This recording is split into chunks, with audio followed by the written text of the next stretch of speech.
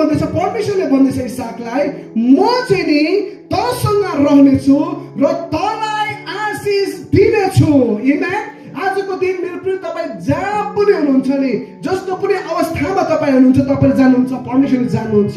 तर एउटा कुरा म तपाईँलाई के भन्दैछु भन्दाखेरि, यदि आज परमेश्वर तपाईँसँग हुनुहुन्छ भने, यदि परमेश्वर आज हामीसँग हुनुहुन्छ भने, हामी जहाँ पनि छौँ हामी त्यही आशिषित हुनेछौँ। आमेन। हामी जहाँ छौँ हामी त्यहाँ के हुनेछौँ? हामी मौलाउनेछौँ।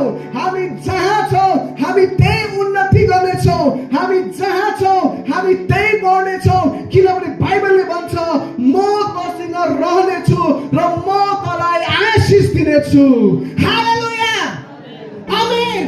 परमेश्वर हामीसँग हुनुहुन्छ भने मेरो प्रिय, हामीलाई हाम्रो जीवनमा आशिष आउनु लागि कुनै संसारले, कुनै देशले, कुनै स्टेटले, कुनै मानिसले कुनै कुरालाई रोक्नु सक्दैन। आमेन। परमेश्वर यदि हामीसँग हुनुहुन्छ भने मेरो प्रिय, तपाईँ गाउँ बस्तीमा बसेर पनि मौलाउन थाल्नुहुन्छ। आमेन। तपाईँ पढा लेखा नभए तापनि तपाईँ मौलाउन थाल्नुहुन्छ।